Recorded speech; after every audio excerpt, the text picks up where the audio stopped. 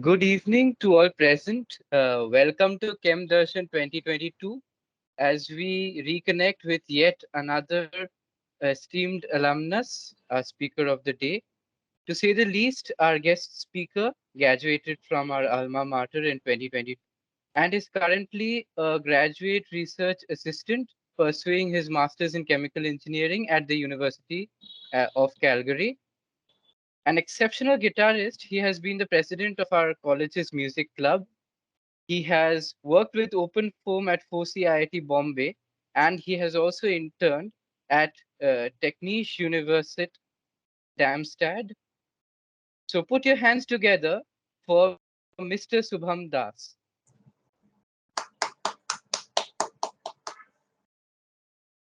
Please don't clap for me. It feels very weird.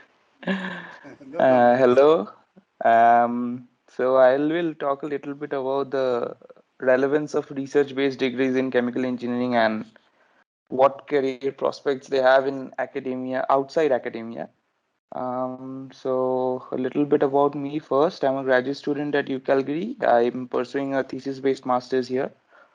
I'm from NIT Durgapur, Chemical Engineering batch of 2020. I presently work on the modeling and simulation of viscoelastic fluids in confined geometries like porous media and microfluidic chips.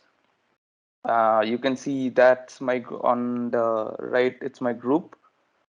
That's a summer get together thing that we did last summer.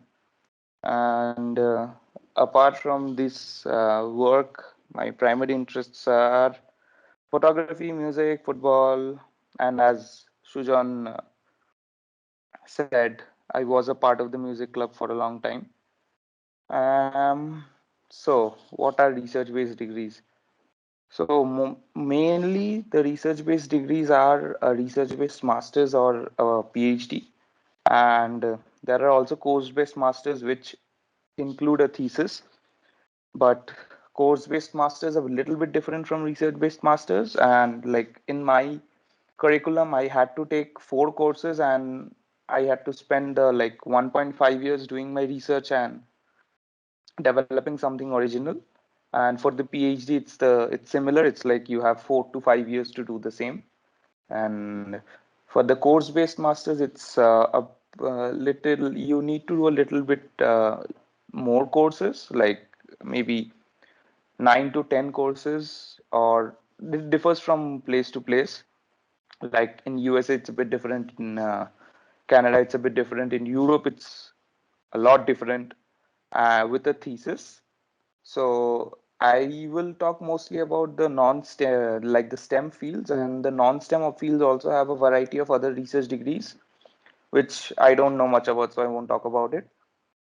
So generally a research degree involves a original or semi-original research idea, because not everyone does like very original work in their masters. The time frame is too less to start an original project and actually finish it.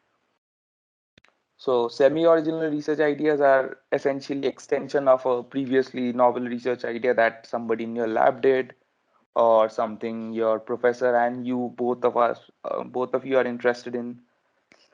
So implementing it and then writing and defending your thesis.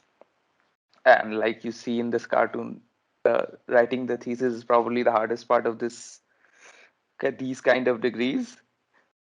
Um, so do you need one? I don't know. That's totally up to you. But if you are moving into academia, you definitely need a PhD. If you're moving into management, I don't know. I mean, research degrees help you to get really organized, start a project, finish it. So it gives you a lot of project management skills. So you might need it, might not need it. Usually people don't get a research degree if they're moving into management, but it's not bad if you have one. So for research-based roles in the industry like R&D and stuff like that, usually a master's is enough.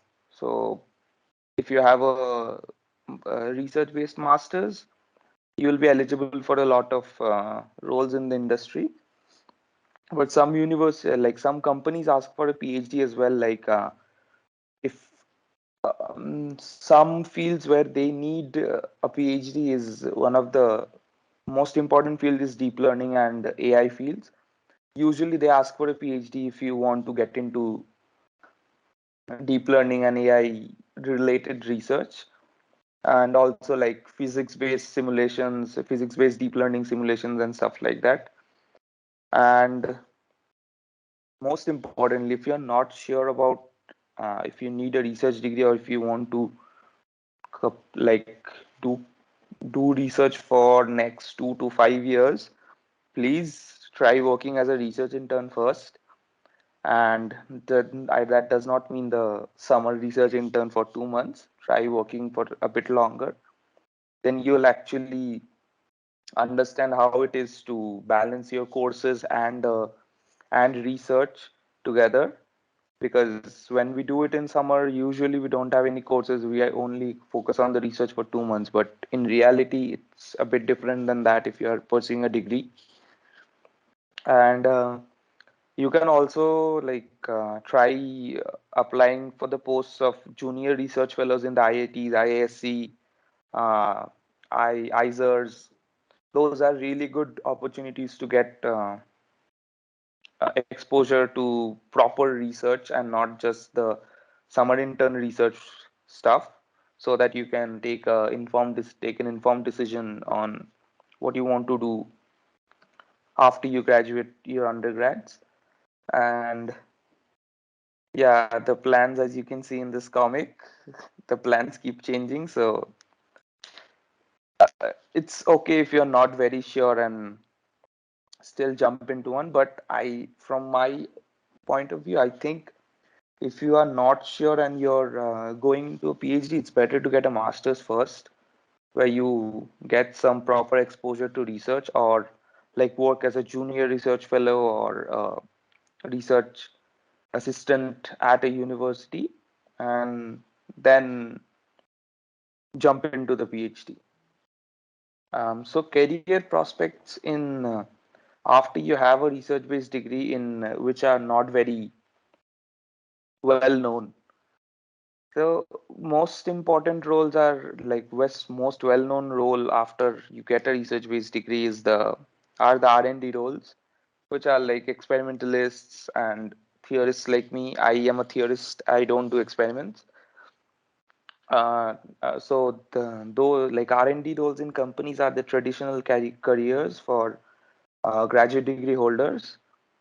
Now the next four are a bit lesser known. So for biology, recently there has been not recently, they have been there for a long time, but not a lot of people know about this role. They are called liaison roles, where you will essentially be a communicator who will bridge the gap between different stakeholders in the company, like management, R&D, healthcare providers. And this liaison roles are very common in medical industry. And usually people need a PhD for this one, but a lot of masters people also get into this. This is a pretty good role. It's a very interesting role. You have to communicate a lot. You have to be a good presenter and all that stuff, because communication is the key for this kind of a role. And consultants, yes, consultants are always there. So basically you offer advice and get money. And consultants are in an like consultancies are a lot in demand currently. So I work in CFD. I worked a lot in CFD. So there are a lot of CFD consulted companies where other companies will hire you for a specific project and not as a permanent employee, but you will work under the consultancy company. So a lot of research based students go into consultancy, where they work in a company that offers consultancy services in their field. So that's also a good role, where your projects keep changing regularly depending on the client's needs. And this kind of roles also require quite a bit of communication skills. Next is the research assistant, research associate, or like group leader roles. these are these are the only roles that are very similar to academia, because these are, I'm mentioning this, like these are parts of academia as well. So you work as a research assistant, associate, or a group leader in one of the universities after you complete your master's or PhD. And if you don't want to go into like hardcore academia where you go for a tenure track position and that stuff, this is part of academia, but it's not a traditional academic role, a professor role. Uh, and this one involves academic research. So academic research is also a bit different from industrial and research in corporate. So research assistant roles are usually more of the academic research kind. And the last one is becoming a data scientist or data analyst. So during research, you will do a lot of data analysis. So, but that does not mean you can easily become a data scientist or analyst.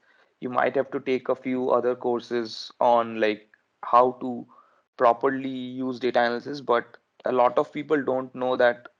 So after they pursue research for like 1.5 or 2 years, they gain quite a bit of good data analysis skills, which you can leverage if you want to go into data science and analysis.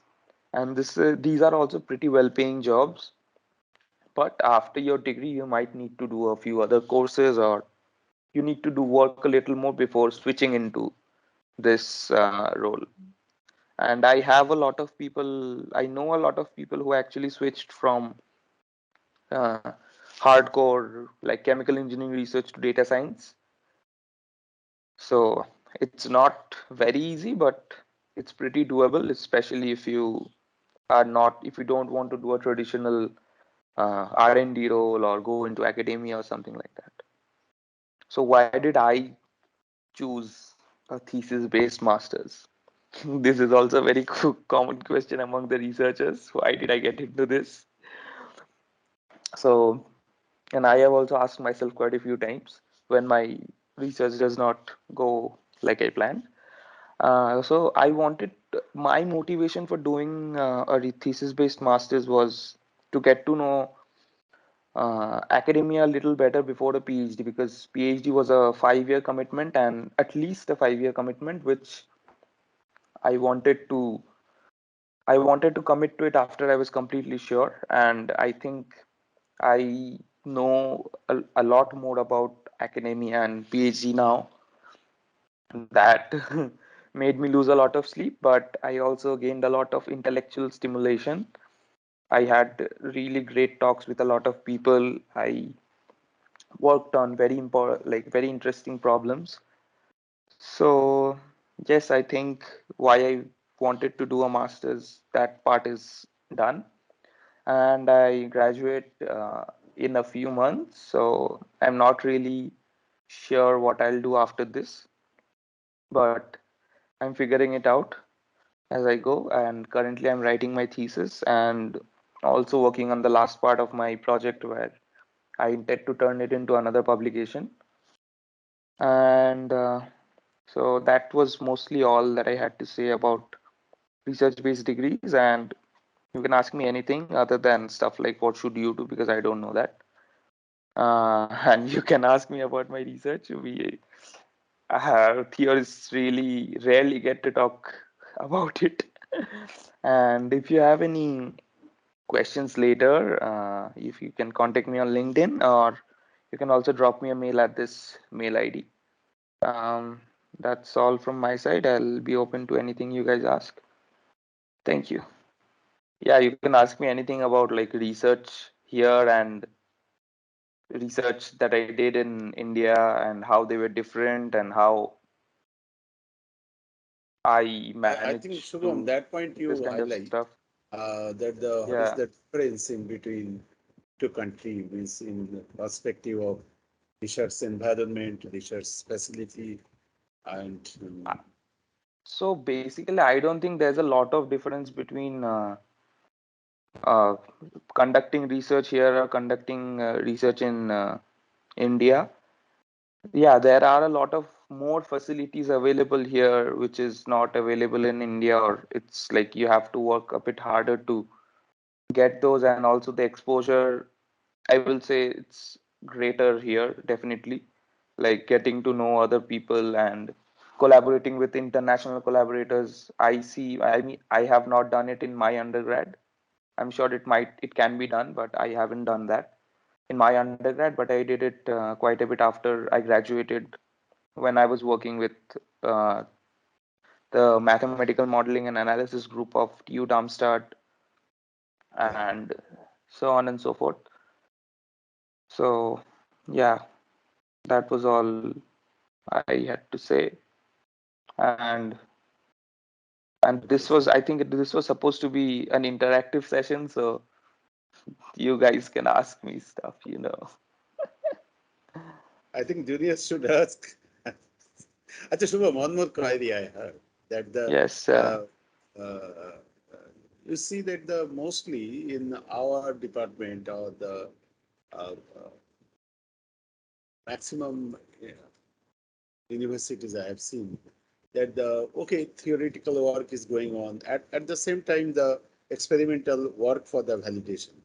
So as you yeah, have mentioned that you are working totally on theoretical aspect, but then how you are sure or you are getting the confidence that the that will work in the real field of yeah. assessment. So I have so my group is not a totally theoretical group. I mean, my group has both theorists and experimentalists. So a lot of time we collaborate to like one of us develop the model, one of them do the experiments, and we try to validate them, and then get a good publication out of it, which contains both parts. Or for my first publication, like I have a paper submitted in Journal of Non-Newtonian Fluid Mechanics, which is under Mhm. review for NUM. For that one, I used data from literature to validate my model, Okay. and that's mostly how we do it. We Okay. either use literature or somebody in the lab does it. And currently, I'm also working on another project where me and another colleague of mine, we are doing the theoretical part, and someone else is doing the experimental part, and we plan to compare them after we have built our parts and go from there. Okay. Very nice. Very nice. So, what is your suggestion for your juniors when they are coming as a project work under us as a undergraduate project? So, what is your suggestion means, to them? Um, I think the suggestion firstly should be, I mean, what I think I should have done is try to be a bit uh, like I think we need to firstly know how to read research papers. That thing, it's something that we don't do a lot in undergrad, and that after you start a master's or something, that thing starts causing a little bit of problems, because we often try to read research papers beginning to the end, and as undergrads it's not a very, I won't say it's not a good way to try doing that. I think for me, what I understood after starting my master's is like if you're reading a research paper on a field that you're interested, first read the abstract. First read the abstract. If you think it's like it can help you, then read the last two paragraphs of the introduction, because those parts usually contain what the authors have done and what has not been done before. If that again, like if you see that okay, this is still, I want to read this paper more and I'll get something out of this, then read the conclusions. Then if you are convinced that okay, this will help me, then start reading the full paper and go through the methodology, go through the results and like that. Because Discussions. I think I spent a lot of time in undergrad trying to read papers from top to bottom, and after a while I just got frustrated and I was like, ugh, I cannot read this. So And I am that is responsible. one thing I think And we are we all responsible for should. that.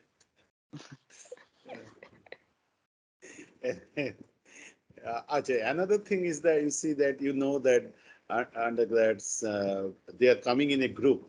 So do you feel that a group has to divide some someone for the experiment and someone for the modeling part? So then it will be a good one. I think I think in undergrad one should do all of them. Like I did experiments in PM sir's lab. I spent I think 6 7 months doing experiments in his lab. Then I did some simulation work in Jane CSR. I did some in ISER Bhopal.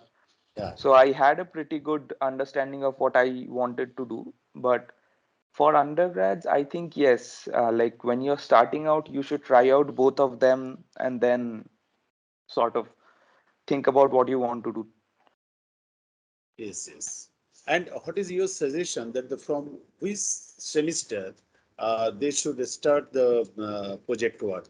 Means normally it is final year, but in our department, means chemical engineering department, we assigned in the third semester itself. Though after Yeah, yeah. pandemic, I think that's a that good was not. time to, yeah, I think the fourth semester is the perfect time to get started with knowing what research is because we are a lot of us we don't sorry we don't know what academic research looks like after we are in the second year, and then from the third year we start preparing for like internships and stuff, and we most of us don't really get to know the other side of the like the people who go into industry. We don't know about research a lot, or the other way. Like I did not know a lot about industry because I mostly did research internships throughout my undergrad. That's Undergrad. why I was saying that I want to explore industry a little bit before moving to a PhD.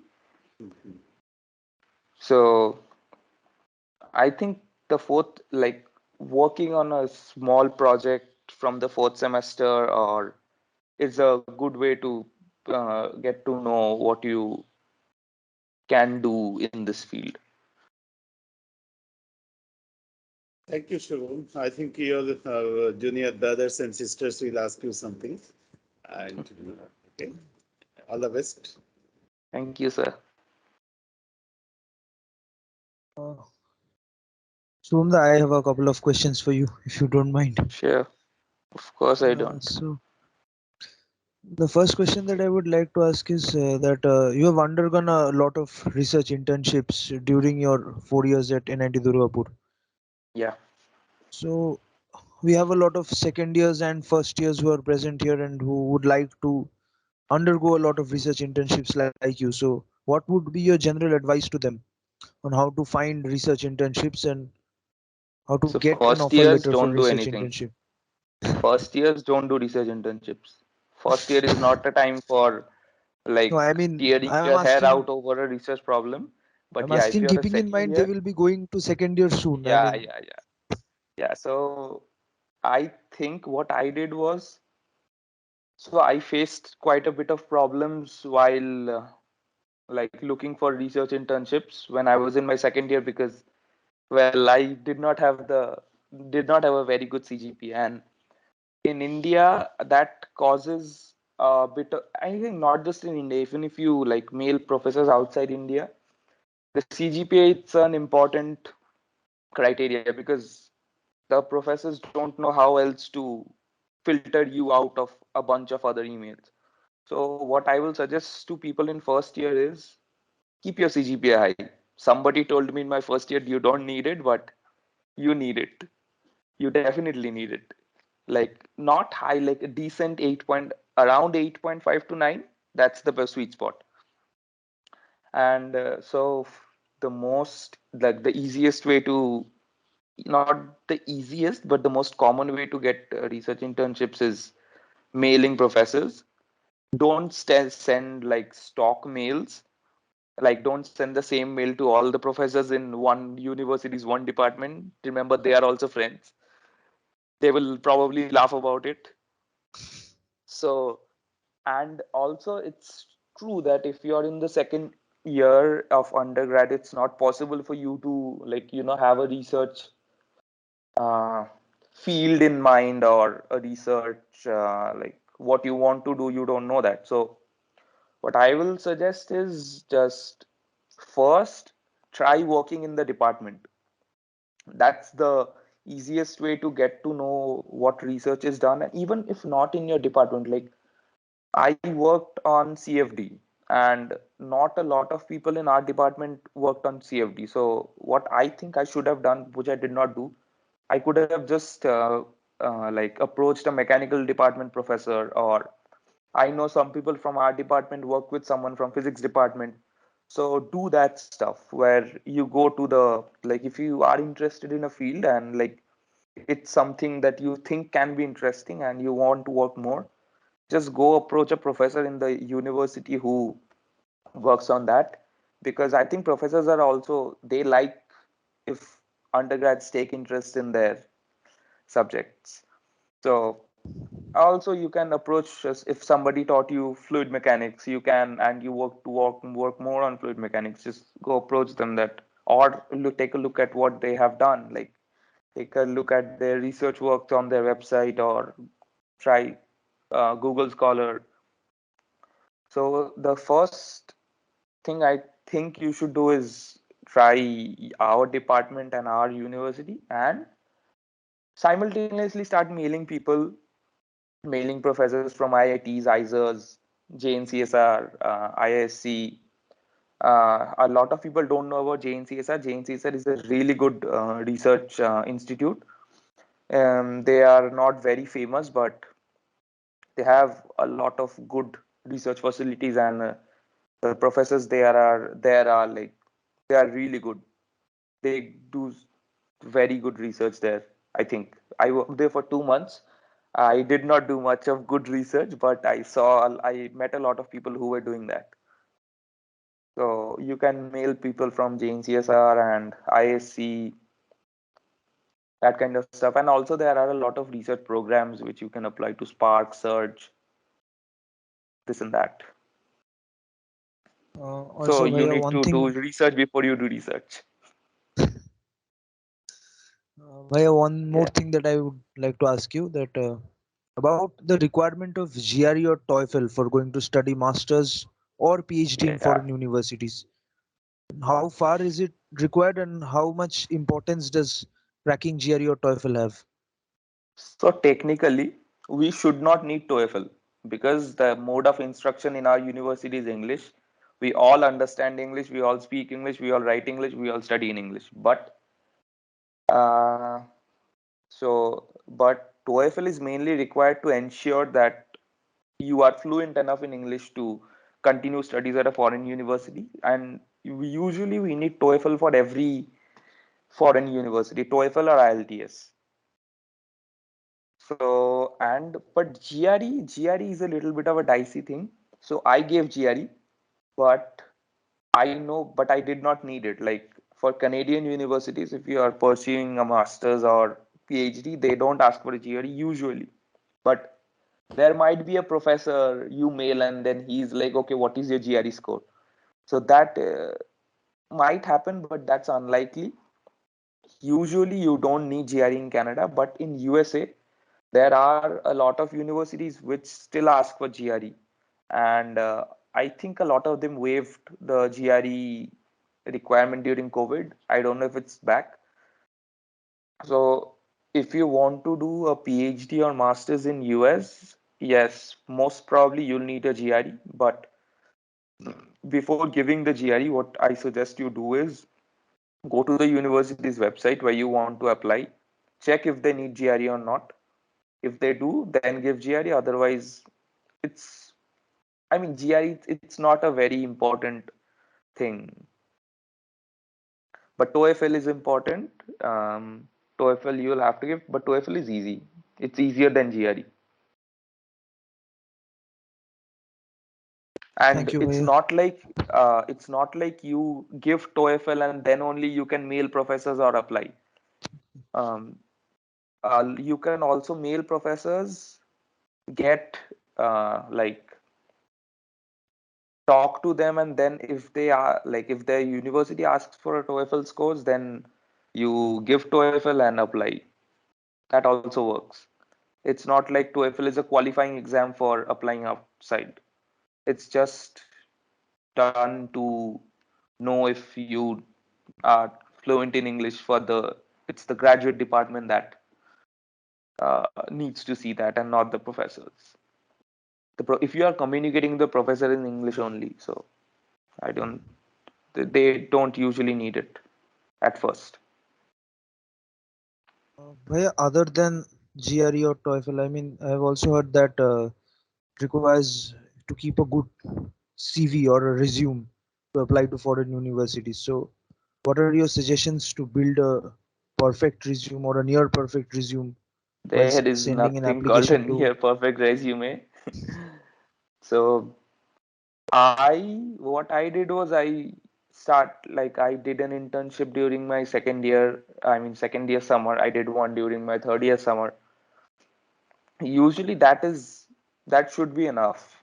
And I mean, what are I will only the suggest is, internships are yeah, only yeah, the continue. internships the most No, what they no, look for in not the really. CV, or about Not really. CGPA Do or all, co-curriculars? Those are also looked after. yeah. So when you are in your undergrad, you should not focus only on like I'll do thousands of internships and build my CV. So that's, I don't think anybody likes that. I have seen people with like True. 7, 8 internships on their CV.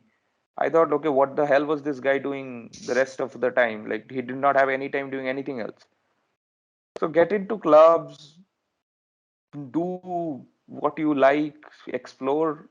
Maybe I think more, you don't need more than 2 or 3 internships. Like do, I think if you do a 4 month or 5, 6 month internship somewhere, like parallelly while you're balancing your studies and doing the internship, I think that's a very good thing on your resume. Because those kind, if people see that you have the tenacity to carry on research for like 6 months while you are balancing your courses and everything, I think that's always a good point for the professors. And also, yes, people look at the CGPA. That is the easiest way to filter people out, right? So CGPA, as I said, like 8.5 to 9, sweet spot. Other than that, get into clubs, do this, do that, have fun, and do research. If you, and also like try volunteering somewhere, or uh, doing something in the industry, doing some industrial training. I did mine at DSP, that kind of stuff.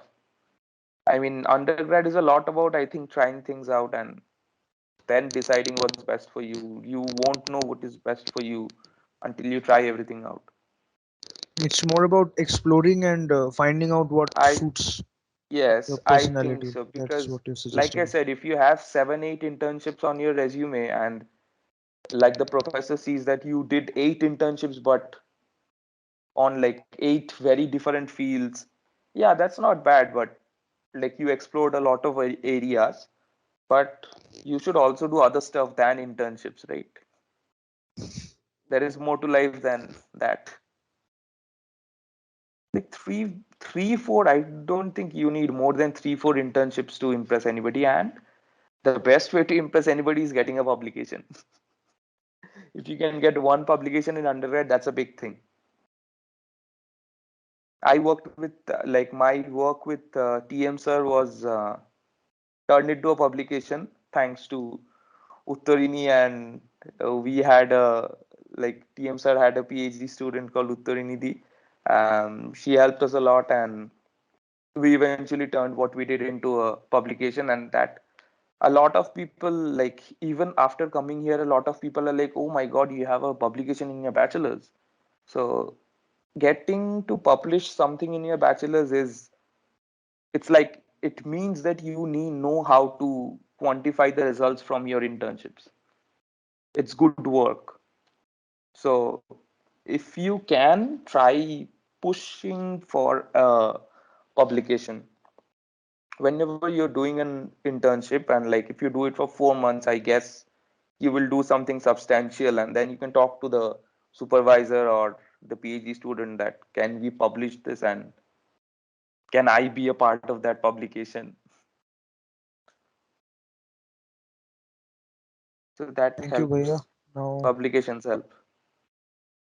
juniors, if you're asking any questions, please proceed. Bhaiya, other than reading research papers and working on projects, do you have any other pointers or skills that we should develop before, if you're interested in research? Learn programming. Very, very important. A lot of people get scared programming. Learn one language. I mean, I'm not saying build a website or something like that, but learn how to use a programming language. I see a lot of, even like in University of Calgary, I see a lot of people who are afraid to do programming. They are like, no, I don't want to write code. Everybody is like, oh my god, that's a black screen with white letters on it. People get scared by that. Don't do that. Because if you learn programming, that really helps building your logic and structuring, like turning an abstract idea into a structured form and putting it into a code. That helps you a lot, and you will need this for data analysis as well. So that is, I think, one skill everybody should have. Like, it doesn't matter you're a chemical engineer, mechanical engineer, do at least a few programming courses and be comfortable with programming. Don't be scared of writing code. It's really easy. Mostly you have to Google. Okay. Then, before concluding, I would like to ask Shubhamda to share some memories of NIT Durgapur from 2016 to 20. That's the last one. Memories. I have a lot of memories. How will Some I of them. share? I think the most vivid memory of me was the memory that I remember from your undergrad was Rextasy 2019, where uh, we had, I think, local train came. That was a great night. That is one of the things that These I people couldn't remember. experience ecstasy actually. Only our batch experienced. Uh, yeah, I'm from the maybe batch of you guys, 22, so only we guys experienced. These people couldn't. yeah, yeah, you Uh, guys, the others will experience it sometime or the other. Other than that, I think I did a lot of stuff. I also remember music club. That was also one of my core undergrad memories. Uh, you were I the was also president of part. music club, and so tell Yeah, us something about some memories of Nescafe Jam and some other events. memories. They were pretty smooth actually. I thought like when I became the president, I was like, oh my God, how am I gonna organize an event and this and that? But I think it was if the people so the final years for a club, I think it's very important for the final years to work together. And in the music club, I think at least 4 or 5 of us worked together, so everything got sorted out very smoothly. Nescafe Jam was fun. I What else was I think I really enjoyed performing on stage quite a few times, and the one important thing that important milestone in my music club career was getting the university to buy instruments. We spent like, I think 1.2 lakhs from the university's funds to buy instruments for the music club and like for other people to use it. I don't know where they are now. I think they are somewhere. I talked to some juniors. They said they moved it to a different room. So that was one of my biggest achievements as the music president. Like, it was in the pipeline for a few years. Like the, I think 2 batches before me, it started. They started pushing this into the onto the facad, and then I think our director, he was interested in helping us out. So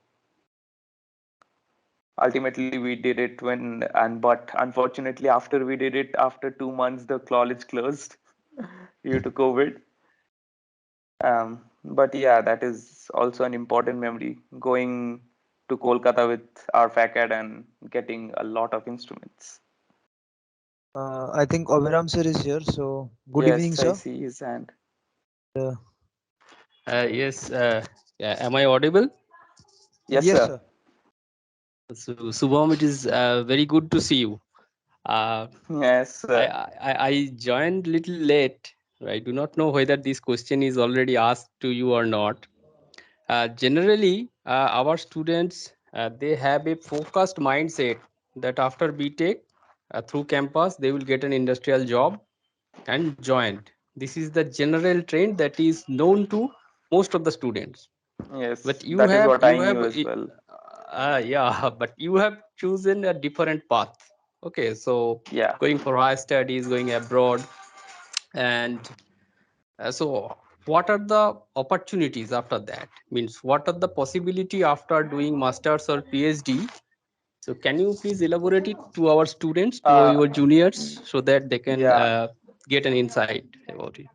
Yeah. So, firstly, when I started working in the labs and doing my internships, I was quite convinced that I wanted to do research. Like, I did not want to go into management or something like that. If you want, like, a lot of people might want that, and that's completely fine. That if you want to do that, it's better to go into a job after you graduate and then maybe get a few years of experience, get an MBA or some management degree, like if you want to get a higher degree, and then figure it out as it comes. But I was convinced that I wanted to do research. So what I did was I started applying for PhDs. I mean, I wanted, like, I initially I started thinking that okay, I'll get into a direct PhD and do a PhD, do a postdoc, become a professor. That's easy. But with time, I think during COVID, I was at home for 1 year and I was working with the guy from TU Darmstadt, and it gave me a lot of time to think about. And I decided that it will be better if I do a master's first, then think about PhD or something. So like Dr. Hens asked, uh, I talked a little bit about what opportunities you can have, but remember those that is from a Canadian perspective. Like I have documented what I see around here, but I think it's also quite developed in. I mean, I think not all of these roles are available in India, but most of them are, like consultancy and moving to data science from like a core chemical engineering degree or something. And there is if you want to, like, if you, like, after you graduate, if you see yourself getting into data analytics or data science in the field of chemical engineering, you can get a master's degree on data driven modeling, or like we are using a lot of data nowadays. So I think that's one of the primary uh, fields where you can switch from a core chemical engineering. Other than that, there are R&Ds in companies. They hire for graduate students and PhD students. Then consultancy, and also there are like research assistant and group leader roles. This group leader roles is very common in Europe. Actually, in Europe, most universities have like non-teaching research staff, and in USA there are also some of these roles available, which I don't know if you heard of Los Alamos National Laboratory, and there are Sandia labs, there are Argonne labs. So those labs, they are like, they do really great work on uh, simulations and that kind of stuff, and they hire a lot of non-teaching academic staff. So that is another good um, option to explore if after you have a master's degree or a PhD.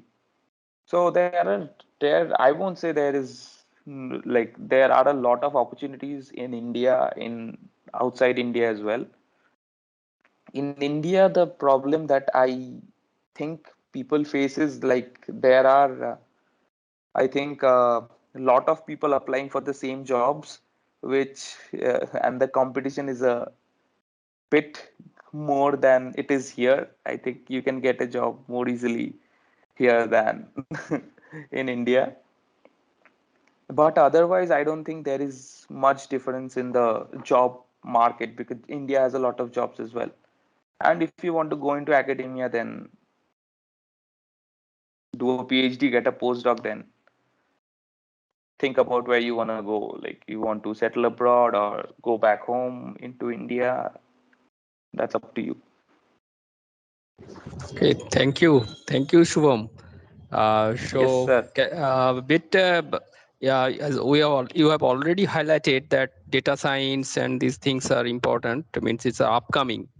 So, can Not you give upcoming. I think it's already here. yes, yes, it is already there. But can you highlight some more subject like this, which you are seeing that which can be more interesting in the coming days? I think so. There is one. So I work on simulations, right? And there is one not upcoming. I'd say it's being used a lot nowadays. A lot of companies are hiring as well. So a lot of companies nowadays hire for data-driven modelers, not data scientists actually, but people who use data, previous data, and like they combine physics-based models and data together to like make hybrid models for prediction purposes and stuff like that.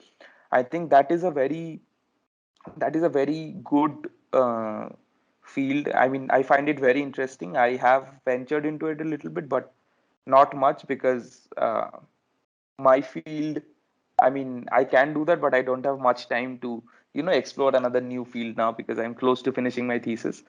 But if you have knowledge about modeling and you want to do data driven modeling and stuff like that, that's one field that's up and coming. And but the thing is, though usually those fields need a PhD to be really good at it, because if you are combining simulations with machine learning, you need to know a lot of stuff. Need to know the principles of CFD, fluid mechanics, numerical analysis, programming, then there is deep learning, then how to combine both, and so there are a lot of stuff.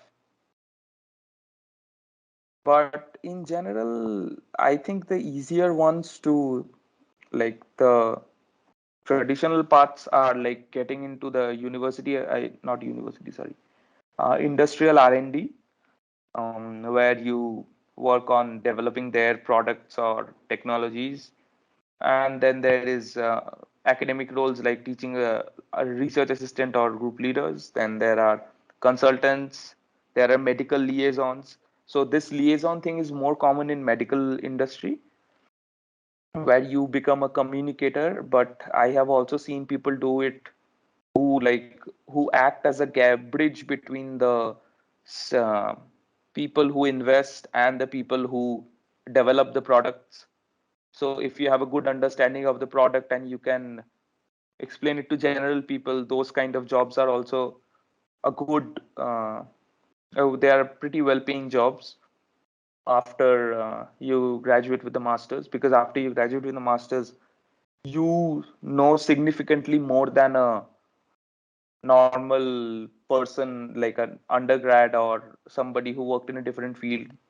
About, like, you know a lot about your field. So if you can communicate it effectively to other people, you can easily become a liaison or some kind of solution. There are different names for this role, like solution architects and liaisons, communicators. Those are also good.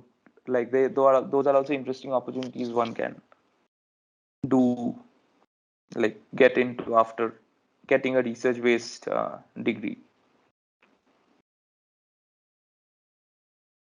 Once more, would like to ask the audience if anyone has any questions. Ask Shubham. Sir, from second year, which subject is more important What? for the internship? There's nothing like that. I mean, I think firstly, I don't know what you guys study in the second year because your curriculum has changed a lot. I mean, in my second year, we had different subjects. In your second year, you have different subjects. but I don't think there is any such very important subject that will land you internships, because you have to study all of them, right? You don't have options. Only when it comes to, like, I think optionals, what are they called? I forgot what were they called. Open Like those electives. option open electives, Open yeah. electives. I think, yeah, you can choose them if you like, a bit judiciously if you want to. What open electives do you have? Like, can you name some? As far as I remember, we have one called probability theory. I will name my ones. I took earthquake engineering in my fourth sem, and in fifth Hello, semester, I took Yes, hello, Mudawar. probability sir. theory. Yes. So, anyone else with any input on Sir, these? hello, Yeah, yeah. Yeah, you're audible. Con- Continue. sir. C program Yeah, language is mandatory to learn. yeah. Very important. Like, nobody uses a lot of C nowadays, but it's like the god of all languages. If you learn C properly, your programming logic and like skills will be really good, I think. C and C++ are the, I think you should learn C and C++ first. So if you get a open elective or something on that, try taking that and mastering it. And try not to choose electives on the basis of this guy gives good marks and it's easier and he does not take classes and shit like that. I mean, that I'll agree that cost me a bit of that caused me some problems in undergrad when I tried taking, like, I was like, no, I'd find this interesting, I'll take it, and then I was like, okay, then I got a C. So, but I think it was worth it. I mean, I learned quite a bit. I mean, I took a linear algebra open elective once. It was hard. It was very hard, and most of us got C's. But I remember, like, I learned quite a bit in that one. So, I mean, you will always have subjects where you can score more. In open electives, you can try to be a little, daring and try things out. It's only one subject. So, anyone with any further questions? It's one final call. Fine. Or any question you want to ask Shubham? S- So, Bhaiya, you didn't Yeah. apply for the like you didn't appear for the campus interview at all, like for the placements. You just directly No. you So, had it in mind that you're going to go for masters. So was it like a bit nerve-wracking to like of come up with course. that? So, Everyone's getting I, placed. How's that I, experience? so I remember uh, in our group, I think everybody got placed by the first 2 months, and there were three of us who wanted to go into research, and we were not placed. We were the useless guys who did not get anything, and we were like, yeah, we're still applying, we'll get something. So, and I'll not lie, I also sat for a few placements. Like, after a while I panicked. I was like, okay, what if I don't get anything? What will I do then? So I sat for I think 3 4 companies, but I didn't get into any of them. Nobody wanted me. And then I had the admit. So I also had another admit from IIT Delhi. Oh, this is something I forgot to mention. If you guys, like, all of you, try qualifying gate. Even if you don't get a good score, even if you don't get a like good rank, at least try qualifying gate, because if you qualify gate, you will have quite a few opportunities in like pursuing masters in India, especially because pursuing a masters outside India is expensive. Pursuing a masters in India is like quite much cheaper than pursuing it abroad. So since mine is a thesis based program, I get paid. And if you're applying to Canada, in Canada there are these thesis based programs where you get paid for because you have to work a lot. I mean, it comes at a cost. It's not like I'm doing courses and getting paid.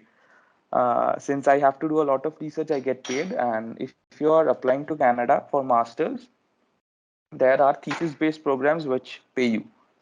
In US, it's not very common, but there are also like RA ships and TA ships you can get that will decrease your financial load uh, a lot. And like Riddhi was asking, yes, it was pretty scary to go for only like I had one thing in mind that I want to do a PhD or a master, the higher studies and stuff like that. It was scary, but I will suggest don't do that. uh, it's really after a while it gets really frustrating when you'll see a lot of like I had a friend, he was really smart. He did good internships. Like he did internships from outside India. Then he had I think he had a publication in undergrad as well. But for some reason, he did not get a mm, he did not get a like position academic. I mean, master's position right after finishing his undergrad. He had to like he worked as an intern for 6 months at IIT at a different IIT and then got into a PhD program. But yeah, I remember he was very frustrated with this. And honestly, it's not like if you have a job in your hands, it's somewhat like you will know that there's a backup. But on the other side of the coin is if you don't have the backup, you're more desperate and you probably work harder. So it's up to you. So choose like balance your options, think what's good for you, and what if you think something is right for you, just do it. That's all you need. In the hindsight, if it does not work out, at least you tried. I hope that answers your question, Riddhi.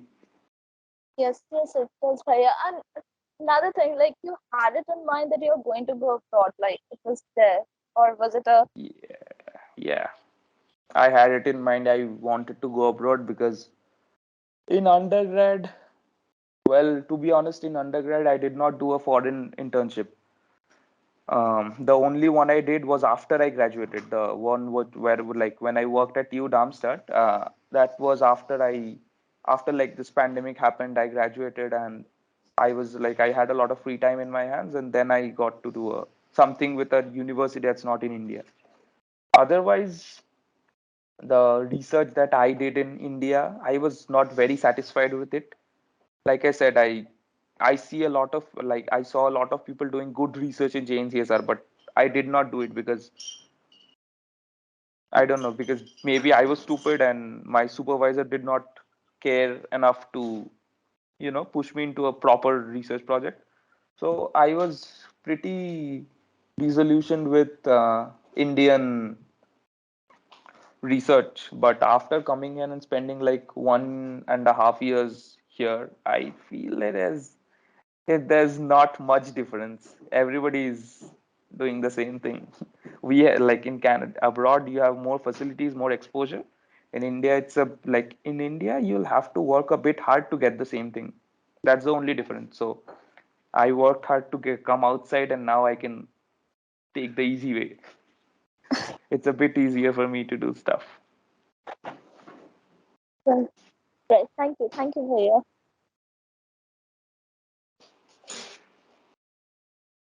I don't think anyone else has any further questions. Yeah, So, so just before we finish, let me just tell you something. I yes, am Bhaiya. a second year master student. So I am not like I saw the people who came to Kem Darshan and Kem Kriti, those were like really big experienced people. What you're hearing is more from a like I passed my undergrad just 2 years back. So it's not like I have a lot of experience in a lot of things. So whatever I talked about is mostly I have gathered during the last 2 years of my like after graduating. So don't take everything I say very seriously. Like also figure This things is out yourselves. objective has always been to connect with alumni at different Yeah, stages of their career. If you see yeah. our Kendarshan and So Kemkriti, we have had people who have passed out in 2021, and we have also had people who have passed out in like 1990s or 1980s. So yeah, I saw a lot that of. I mean, I saw those posters. there was also the video in the Kendarshan video. You might have seen that. So Yeah, where we yeah, have yeah, listed everyone who has previously come to this platform. So this is basically done so as to provide information to the present students on both sides of the coin. How it is like after two to yeah. 3 years of graduating, Exactly. and how it is like after That's 20 what I to meant. 25 years Like, of graduating. yeah, that is what I meant. That I'm still quite young. Don't like go with everything I say.